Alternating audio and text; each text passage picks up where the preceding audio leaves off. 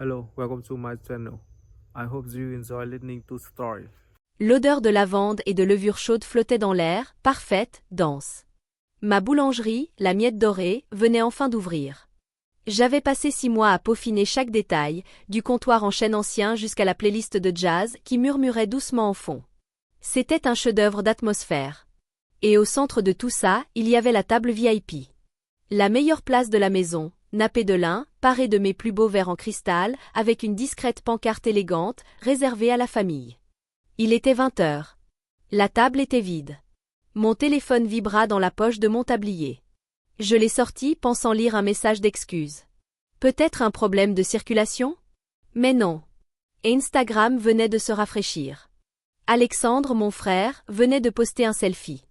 Il tenait une pinte de bière bon marché, large sourire aux lèvres. Derrière lui, nos parents, Robert et Elisabeth, serrés dans le cadre. En arrière-plan, pas d'embouteillage, juste l'intérieur criard d'un bar sportif éclairé au néon. La légende disait: les vrais projets naissent ici. Du lourd arrive bientôt. J'ai fixé l'écran. Le contraste m'a frappé comme une lame.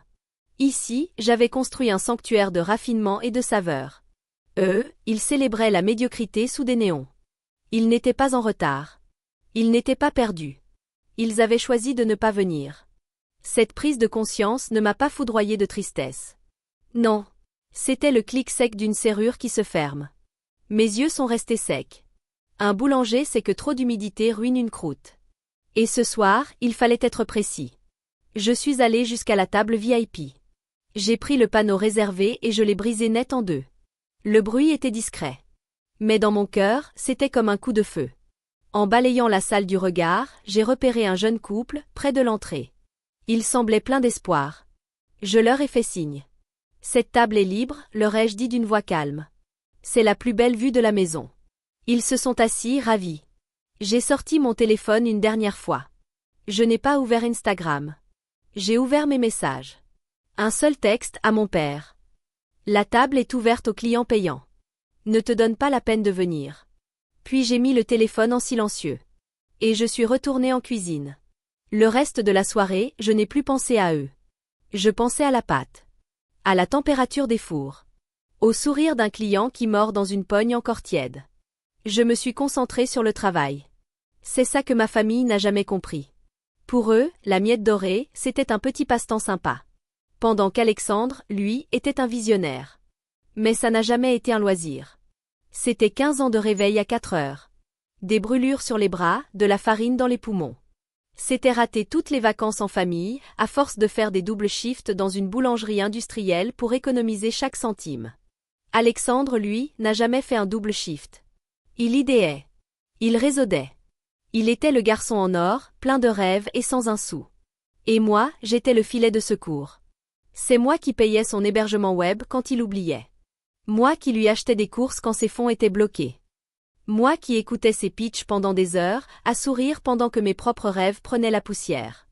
Mes parents l'ont toujours soutenu, évidemment. Ils l'appelaient un génie. Moi, il m'appelait fiable.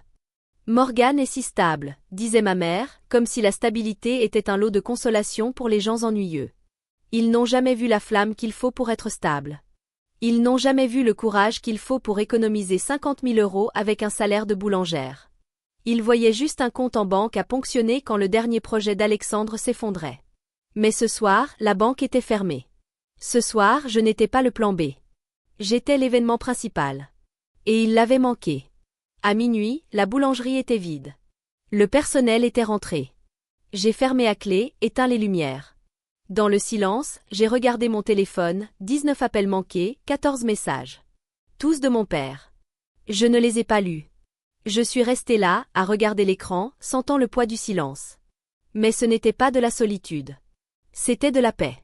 Pour la première fois de ma vie, je n'attendais plus qu'il me valide. Je m'étais validée moi-même. Et ça, c'est dangereux pour un bouc émissaire. Le lendemain matin, la cloche au-dessus de la porte a retenti. Pas besoin de lever les yeux, je l'avais reconnu. C'est pas lourd, sûr de lui. Mon père, Robert, est entré comme s'il était chez lui. Polo de faux cadre, l'uniforme qu'il porte quand il veut avoir l'air important sans rien faire. Il n'a pas regardé les viennoiseries. Ni la déco. Il m'a regardé moi, scrutant une faille. Nuit difficile? A-t-il demandé, accoudé au comptoir. J'ai travaillé, ai-je répondu en nettoyant la machine à espresso. Tu devrais essayer un jour. Il a ri. Un souffle sec, moqueur. Toujours cette attitude, Morgan. Écoute, pour hier soir. On ne voulait pas rater l'ouverture. Mais Alexandre avait une grosse opportunité. Des investisseurs étaient au bar. On devait le soutenir. C'était du réseautage. Du réseautage dans un bar sportif pendant les playoffs? Ai-je dit sèche. Intéressant. C'était stratégique, a-t-il rétorqué. Alexandre construit quelque chose d'énorme. Une appli qui va révolutionner l'économie du freelance. Mais pour aller plus loin, il a besoin de capital. Du vrai capital. Il s'est arrêté. Attendant que je lui demande combien. Je ne l'ai pas fait. J'ai continué à nettoyer. Morgan, écoute, a-t-il poursuivi, la voix plus basse, complice. On en a parlé. Ta boulangerie marche bien, c'est évident. Mais c'est de la petite bière comparée à ce qu'Alexandre construit. On pense qu'il est temps que tu te diversifies. Il faut que tu investisses 50 000 € dans sa société. Une part au capital dès les débuts. Je me suis figé. 50 000 €. C'est un prêt en gros, a-t-il ajouté vite. Mais vois ça comme un investissement dans la famille. On t'a soutenu, nous, quand tu jouais à faire des gâteaux dans la cuisine.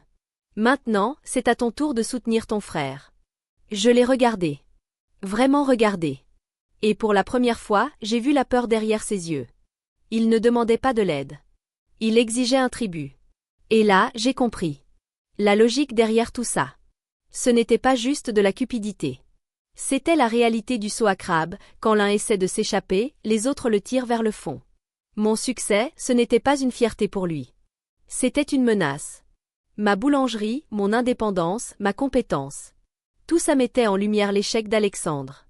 Si je réussissais par moi-même, ça prouvait que leur petit prodige n'était qu'un objet brillant sans contenu. Et pour maintenir leur mythe familial, il fallait me tirer vers le bas. Ils avaient besoin de mon argent, pas seulement pour sauver Alexandre. Mais pour me saboter. Non, ai-je dit. Comment ça? Non, ai-je répété d'un ton calme. Je ne vais pas investir ni prêter. La banque est fermée, papa. Son visage s'est assombri. Le masque du père inquiet est tombé, révélant le tyran en dessous. Tu nous dois bien ça, Morgan. On t'a élevé. Nourri. On a toléré ton petit passe-temps. Égoïste? J'ai ri. Un rire sec, brutal, qui nous a surprises tous les deux. Tu veux parler d'égoïsme? C'est rater l'inauguration de ta fille pour aller boire des bières avec ton fils. C'est venir le lendemain me demander 50 000 € comme si de rien n'était. Je suis fatigué, papa. De cette comédie. Sors. Il n'a pas bougé. Il est resté là, rouge, haletant, comme un moteur qui refuse de démarrer. Tu ne peux pas me parler comme ça. Je suis ton père. Et je suis le propriétaire de cet établissement. Je suis sorti de derrière le comptoir, me suis planté devant lui. Et tu es en train d'empiéter. C'est une intrusion. Intrusion? A-t-il répété en riant, nerveusement. C'est une entreprise familiale. On t'a aidé à en arriver là. Aidé? Ai-je dit en sortant un petit carnet de ma poche de tablier. Ce n'est pas un accessoire. C'est mon registre. Je l'ai ouvert à la première page. 2015, j'ai demandé un cosignataire pour un prêt professionnel. Tu as dit non, car ça aurait bloqué ton crédit pour acheter la voiture d'Alexandre. 2018, j'avais besoin d'aide pour déménager dans ma première cuisine pro. Tu étais occupé à aider Alexandre à s'installer dans les locaux de sa 3e start-up ratée. 2020, j'ai demandé à emprunter 500 € pour un batteur. Tu as ri et m'as dit de trouver un vrai travail. J'ai refermé le carnet d'un coup sec. La seule chose que tu as apportée à cette boulangerie, c'est la motivation de ne plus jamais dépendre de toi. Arrête de faire les comptes. A-t-il grondé en s'approchant, usant de sa taille pour m'intimider. Ça marchait quand j'avais 12 ans. Ça ne marche plus aujourd'hui. Je ne fais pas les comptes, ai-je dit, ma voix tombant dans un calme glacial. Je vérifie les reçus. Et tu es à découvert. J'ai respiré profondément. C'était le moment. Celui que j'avais répété 1000 fois en silence, sans jamais croire que je le vivrais vraiment. Écoute-moi bien, Robert. Avoir accès à ma vie, ce n'est pas un droit. C'est un privilège.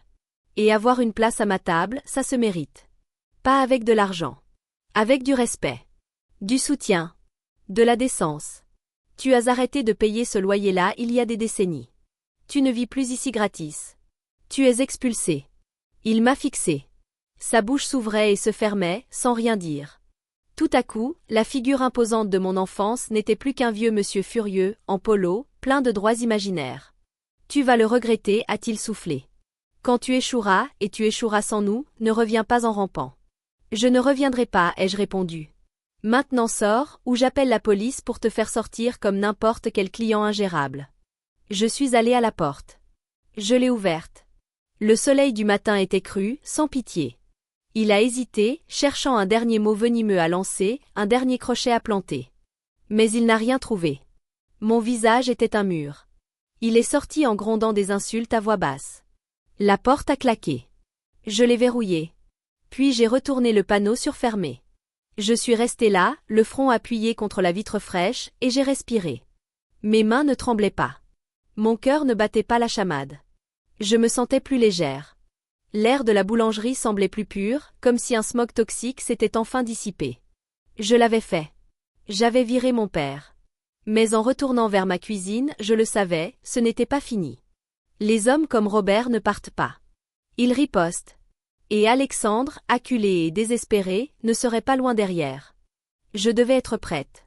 Ce n'était pas juste un désaccord. C'était un siège. 2 jours plus tard, la boulangerie vibrait de vie.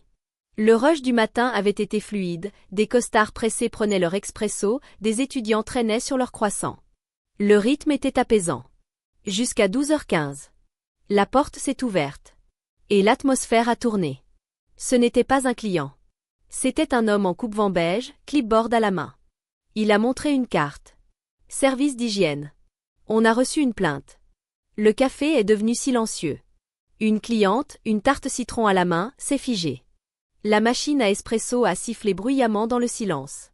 Une plainte ? Ai-je dit en essuyant mes mains sur mon tablier, le visage neutre. Infestation de rongeurs, a-t-il dit d'une voix assez forte pour que tout le monde entende. Plus précisément, des rats dans la zone de préparation. J'ai vu des clients échanger des regards. Un couple s'est levé, laissant leur viennoiserie à moitié mangée. La honte m'a brûlé la poitrine. Mais je l'ai avalée. C'est absolument faux. Ma cuisine est impeccable. Vous êtes le bienvenu pour l'inspecter.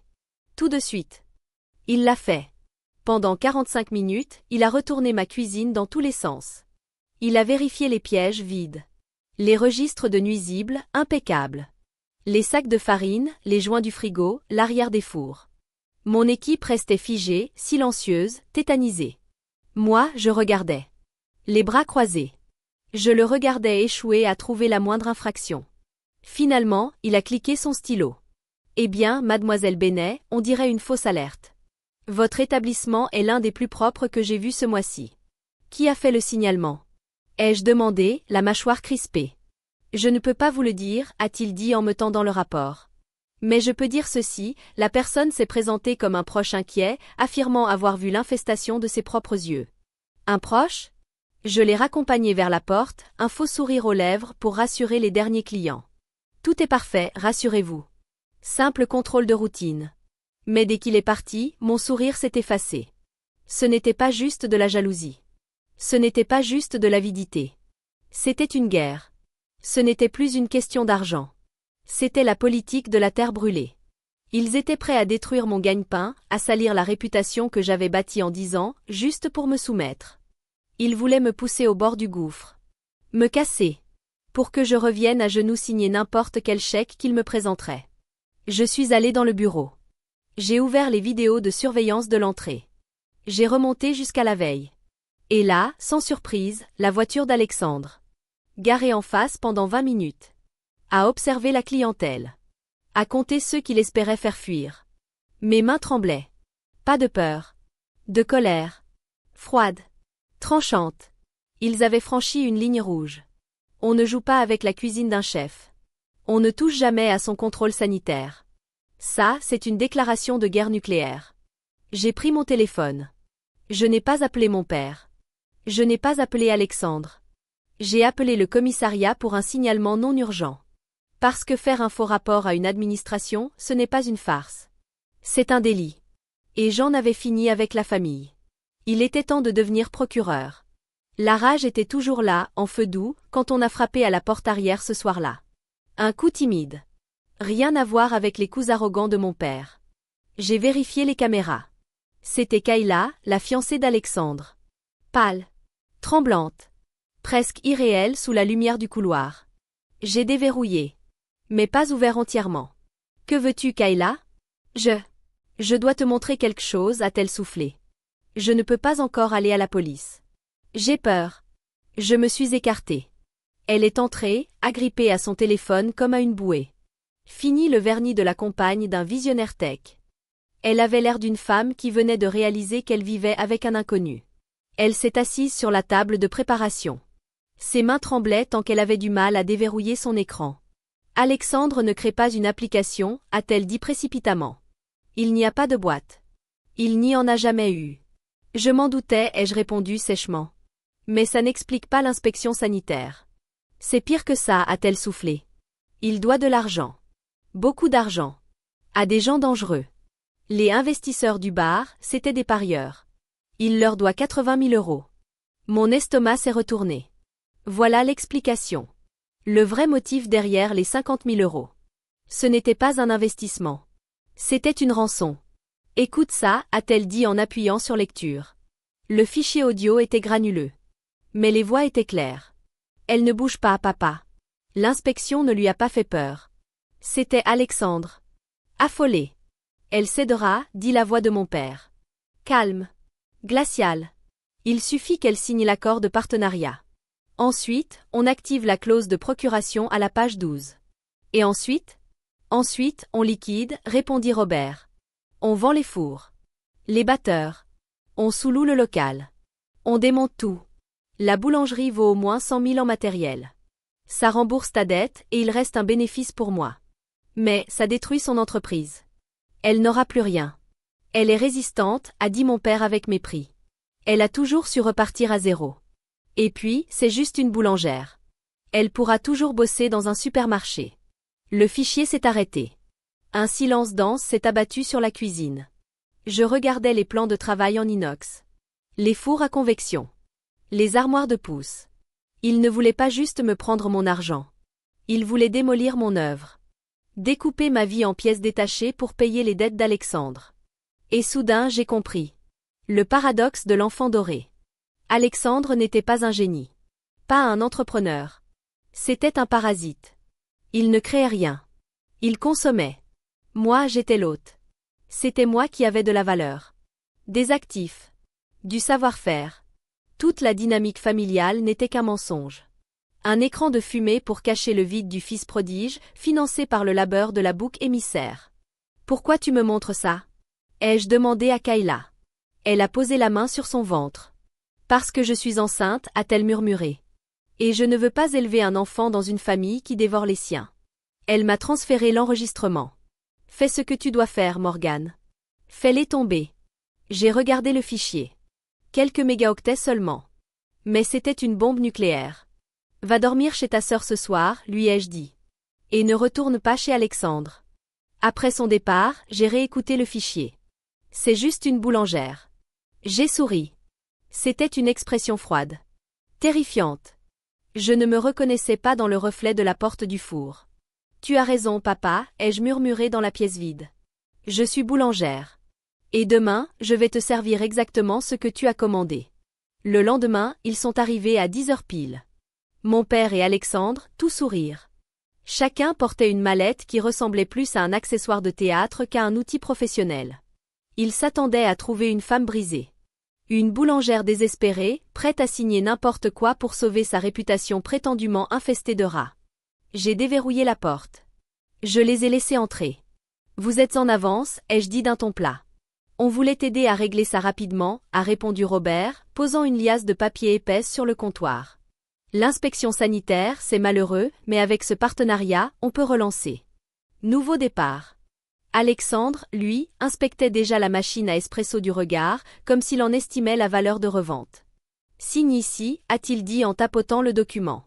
Et là, on s'occupe du reste. J'ai pris le stylo. Je les ai regardés. Mon père, qui n'avait jamais payé une facture sans s'en plaindre. Mon frère, qui avait dilapidé son avenir et tenté de voler le mien. Vous avez raison, ai-je dit. Il faut régler ça. Mais je n'ai pas signé. À la place, j'ai appuyé sur un bouton de mon téléphone, relié au système audio de la boulangerie. La voix paniquée d'Alexandre a rempli la pièce, puissante, nette. Elle ne bouge pas, papa. On démonte tout. C'est juste une boulangère. La couleur a quitté le visage d'Alexandre si vite qu'il a failli s'évanouir. Robert est resté figé, la main en suspens au-dessus des papiers. L'enregistrement a continué, révélant chaque détail de leur plan, chaque once de mépris. Quand il s'est terminé, le silence était total. Tu nous as enregistrés, a soufflé Robert, la voix tremblante. Kayla vous a enregistré, ai-je corrigé. Et elle m'a tout donné. J'ai sorti une enveloppe Kraft de sous le comptoir. Ce n'est pas un contrat de partenariat. À l'intérieur, vous trouverez 2 choses. D'abord, une ordonnance restrictive qui vous interdit d'approcher à moins de 150 mètres de cette boulangerie ou de mon domicile. Ensuite, une copie du dépôt de plainte que j'ai fait ce matin concernant le faux signalement sanitaire. Faire un faux rapport, c'est un délit. Mais conspirer pour escroquer une entrepreneuse via une procuration, ça, c'est une infraction pénale. Alexandre s'est mis à hyperventiler. Morgane, s'il te plaît, c'était juste des paroles. Garde ça pour le juge, ai-je répondu. La police a l'audio. Elle a les SMS. Elle a tout. Je suis allé ouvrir la porte. Grand. Dehors. Et ne remettez jamais les pieds ici. Ils sont partis. Ils n'ont pas supplié. Ils n'ont pas menacé. Ils ont fui. Ils fuyaient la lumière qu'ils avaient voulu éteindre. 1 mois plus tard, la boulangerie n'avait jamais été aussi pleine. Le soleil du matin entrait par les vitres, illuminant les particules de farine qui flottaient dans l'air. Le panneau réservé avait disparu pour toujours. Chaque table était ouverte. Chaque siège, occupé. J'étais derrière le comptoir, en train d'emballer une douzaine de croissants, quand je l'ai vu. Un client avait laissé un billet de 20 € sur le comptoir. Et en dessous, une serviette en papier plié. Ce n'était pas n'importe quel client. C'était le critique culinaire le plus redouté de la ville. Un homme connu pour réduire un restaurant à néant avec une seule phrase. J'ai déplié la serviette. Écrit à l'encre bleue, il y avait 5 mots. L'intégrité a meilleur goût que tout. À côté, un chèque de 2500 €. Un pourboire. J'ai levé les yeux, mais il avait déjà disparu. J'ai regardé autour de moi. Mon chef boulanger riait avec un habitué. Ma barista traçait un cœur parfait en mousse de lait. C'était ça, ma famille. Pas celle du sang. Celle de la farine, du sucre et du respect mutuel. Je n'avais rien perdu. J'avais gagné ma liberté.